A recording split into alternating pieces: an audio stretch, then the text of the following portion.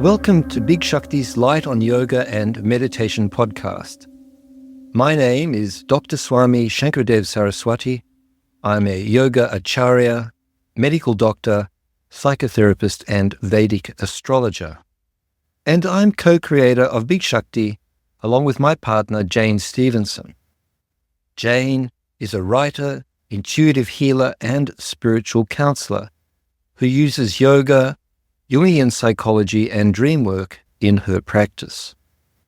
This podcast is dedicated to providing you with authentic, accurate knowledge and access to a range of powerful techniques from different wisdom traditions to achieve optimal health, enlightenment, and prosperity. One of the biggest problems we face as healers is that most people are completely unaware of their inner world, of the various positive and negative forces in conflict within them, and how to manage this conflict.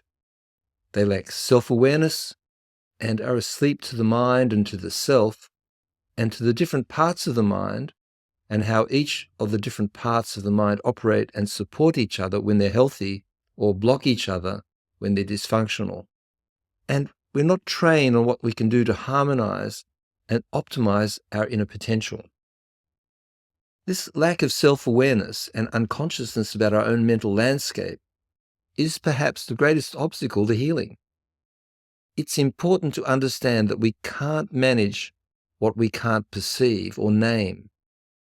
Without this knowledge, we'll remain trapped in cycles of reactivity rather than response.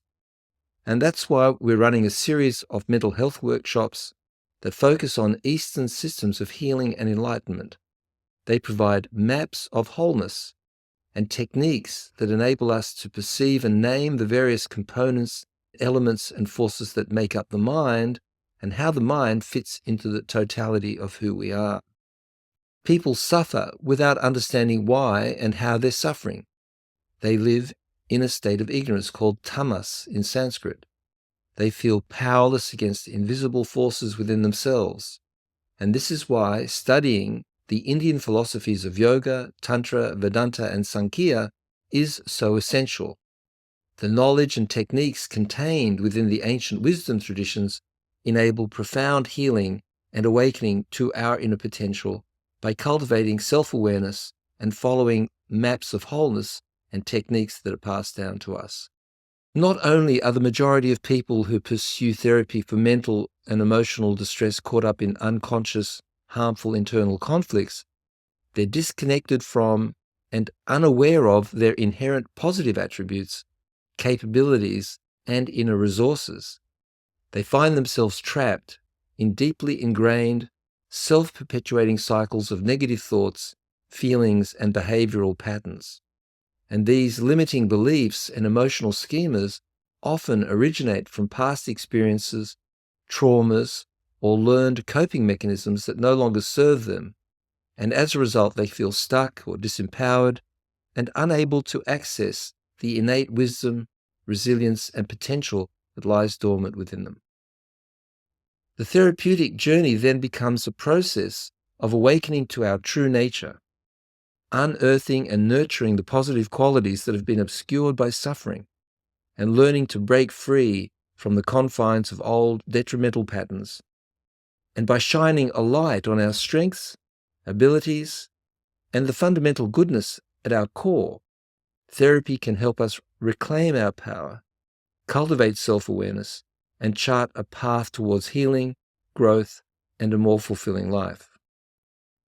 So, self-awareness is the key to mental health. Ignorance of our true nature and inner potential is what keeps many people trapped in mental and emotional suffering and prevents them from moving forward. When we're not self-aware, that is, not identified with our authentic self, we identify with our limitations rather than with our capacities. We focus on our wounds rather than our innate wisdom. We remain fixated on what's wrong instead of activating what's right. We forget that dormant within us lie extraordinary potentials for healing, clarity, and growth. And we fail to recognize that our true nature is one of wholeness, not brokenness. So one of the most striking paradoxes in psychotherapy is that people often find it far more difficult to acknowledge and embrace their strengths than their weaknesses, particularly the positive qualities they've relegated to what Carl Jung called the golden shadow. While clients readily identify with their limitations, their darker impulses and wounds, their dark shadow, they frequently resist or dismiss evidence of their inherent wisdom, creativity, and resilience.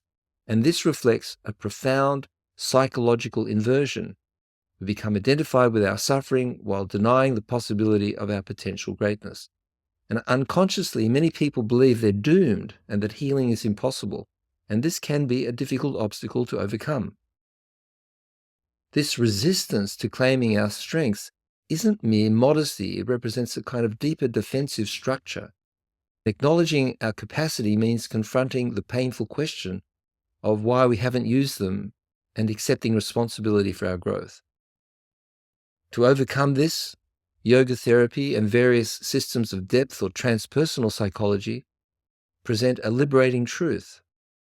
We cannot simply eliminate or fix the darker aspects of ourselves through direct confrontation. Rather, transformation occurs organically when we first reclaim the disowned strengths and positive qualities from our shadow, from the golden shadow.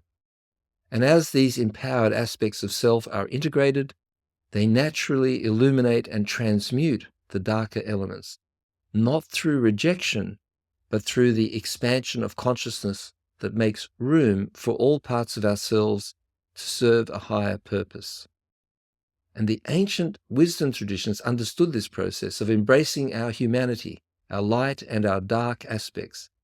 They teach us how to awaken the light within, which enables us to compassionately embrace and transform our darkness, not the other way around. We take the light of consciousness and we place it within the darkness of the wound, and that is how transformation takes place. In our mental health workshop series, we focus on 4 key philosophical systems that act as maps of consciousness: Sāmkhya, Vedānta, Yoga, and Tantra. And we also refer to the great Indian text, the Bhagavad Gita, in Workshop 2. The ancient wisdom traditions passed down to us by great sages, yogis, and seers enable us to transform overwhelming symptoms into manageable components. Mental health challenges often feel overwhelming and chaotic, and these philosophies break this chaos down into understandable patterns and enable us to use systems or techniques that create order within that chaos. These philosophical systems serve as illuminating guides to the complex landscape of our inner experience. And by studying these 4 distinct philosophies, these 4 maps of wholeness, we can unlock a wealth of practical benefits for our mental well-being and personal growth. Each philosophical framework offers a unique and essential lens through which we can better comprehend and navigate the intricacies of our minds. When we integrate these perspectives, they synergize to form a comprehensive and powerful map. This map not only helps us identify and address sources of suffering, but also points the way back to the hidden treasures and untapped potential that reside within all of us. Delving into these philosophies equips us with profound self-knowledge and transformative wisdom. They light our path as we courageously explore the depths of our psyche. With their guidance, we can cultivate greater self-awareness, emotional resilience, and a more harmonious relationship with ourselves and the world around us. These ancient yet perennially relevant systems of thought are not mere intellectual abstractions. They are dynamic and practical tools that, when earnestly applied, can profoundly reshape our inner lives. They invite us on a journey of self-discovery and empowerment, helping us to transmute suffering into self-understanding and to realize our fullest potential as conscious, compassionate beings. By embracing the insights of these philosophical traditions, we embark on a transformative quest to heal, to grow and to flourish. They illuminate the way to a more expansive and enriching experience of life, unearthing the hidden gems of wisdom, peace, and purposeful living that lie waiting to be discovered within the depths of our being. Sāmkhya gives us the structure. It provides a vertical map of existence, which includes 25 elements or tattvas. One of these elements is consciousness. And it tells us how we connect consciousness to matter and reveals the structure and components of the mind that are usually invisible to us. It explains how the mind is organized into the 4 mental organs, the chitta, buddhi, ahamkara, and manas, the individual consciousness or memory, the higher intuitive mind, the lower thinking mind, and the ego structure, and how they're supposed to function together. Understanding this structure lets us identify which parts of our minds are out of balance or disconnected. It reveals not only the structure of the mind, but also the pure consciousness that is our fundamental nature. Consciousness is the light by which we become conscious of our mind and its components, as well as all the other amazing things in us. Vedānta gives us depth perception. It offers the horizontal dimension, describing the depth of reality through the 5 koshas, the sheaths. It teaches us to recognize the layers of our being that we typically cannot differentiate. And by understanding the 5 koshas, we can recognize which layers of our being need attention. Are we disconnected from our emotions in the manomaya kosha? Is our healing energy depleted in the pranamaya kosha? And so on. And this knowledge helps us target our healing efforts precisely where needed. And more than this, it illuminates the psychic sheath, which is equivalent of our soul, and the bliss sheath that is the equivalent of our spirit, both of which lie at the core of our being, beneath layers of conditioning and just waiting to be discovered. The Bhagavad Gita illuminates the practical application of Indian philosophical wisdom in everyday life. It transforms ancient teachings into a living blueprint for meaningful action in the world. It shows that by addressing our attachment to external objects and the psychological suffering it creates, that we can improve our mental well-being. It reveals how dwelling on objects leads to attachment, desire, and anger when desires are unfulfilled, and eventually leads to mental confusion. The Bhagavad Gita explains a modern psychological truth that discusses healthy attachment and unhealthy attachment from the position of the inner child. This new psychological viewpoint says that unhealthy attachment stems from an unhappy inner child who depends on external objects for fulfillment, a void that can never be permanently filled. And in contrast, the happy inner child finds joy within and moves easily between experiences without clinging. So through practices like meditation, self-awareness, and transmuting desire into spiritual aspiration, the Gita provides a practical path towards steady wisdom, a state of mental equilibrium and equanimity that is unshaken by life's fluctuations. It's a very advanced state, very desirable state. This is where our desires should be pointed. And this journey aligns with these modern psychological approaches to healing the inner child, both traditions recognizing that true fulfillment comes from within rather than from external acquisition. Patanjali's Yoga Sutras give us the methodology. It illumines the eightfold path for liberation. It provides a clear step-by-step path through the 8 limbs, showing exactly how to progress from external practices to the deepest states of meditation. And this creates a systematic approach to healing and self-realization. Unfortunately, its techniques are far too advanced for most seekers. However, it points the way for us to remove the obstacles and realize our true self. So we use that as a template while we apply the techniques from yoga-tantra that are most accessible for us today. And tantra or yoga-tantra, which is a kind of a combination of Patanjali's yoga and the modern systems of tantra, give us practical techniques, the most practical system for providing energetic techniques for transformation.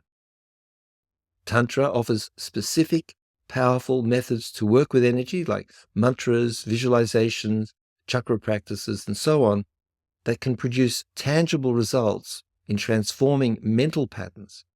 and it provides spiritual technologies to discover and work with energies that we otherwise would not know exist. These are energies that exist within what we call the subtle body. They exist in us and in the cosmos, which is why Tantra enables us to experience higher reality. We tune ourselves, we tune the energy in us to the energy of the cosmos. And it provides methods to awaken the dormant energy of Kundalini that contains our highest capacities. So these philosophies create a roadmap for progress. They outline a clear developmental trajectory. They show us where we are in our journey. They indicate what the next steps should be. They help us recognize when we're making progress, and they prevent us from getting stuck in one phase of development. So they're pathways to wholeness and enlightenment. Enlightenment is really a stage of wholeness. The philosophies sort of serve as mirrors that reflect back the state of our individual journey as egoic beings and our true face. It's not just our current struggles, but our eternal nature. Because by looking at the maps, we can see where we are on that map. In terms of dealing with mental suffering, the ancient wisdom of these philosophies offers us a profound and comforting perspective on the journey towards healing and self-discovery. They remind us that although suffering is an inevitable part of the human experience, it is not without purpose or meaning. Rather, our struggles and challenges can be seen as essential catalysts for growth, guiding us towards a deeper understanding of ourselves and our place in the world. These teachings tell us that genuine healing and spiritual evolution are not about striving to become something fundamentally different or acquiring qualities that we lack. Instead, the path to wholeness is a process of unveiling and remembering the innate wisdom, compassion, and resilience that already exists within us. It's a gradual shedding of the layers of conditioning, of fear and false beliefs that obscure our true nature. Through this lens, we come to understand that the journey of healing is a pilgrimage from the darkness of ignorance and unconsciousness to the light of self-awareness and self-realization. It is a courageous venture into the depths of our being, where we confront our shadows, embrace our vulnerabilities, and ultimately we discover the unshakable strength and radiance that have always been present, waiting to be recognized and embodied.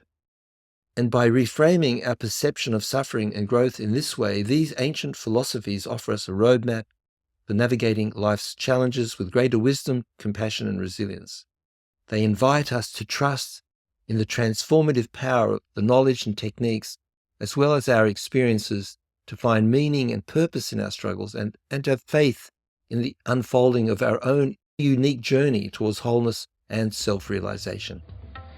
If you would like to know more about what we do at Big Shakti, please go to www.bigshakti.com, where you can see all of our products and offerings. And you can sign up for our free newsletter, and when you do sign up, you're entitled to a 15% discount on your first purchase.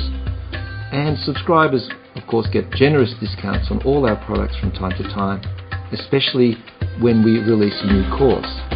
All of our courses provide you with the opportunity to experience and understand the powers and mysteries of your mind and spirit. Unwind, take a break from your daily activities, and learn how to use different forms of meditation to achieve inner tranquility, happiness, fulfillment, and spiritual awakening. You will learn the keys to a healthy lifestyle, a calm, clear mind, emotional resilience, and spiritual insight.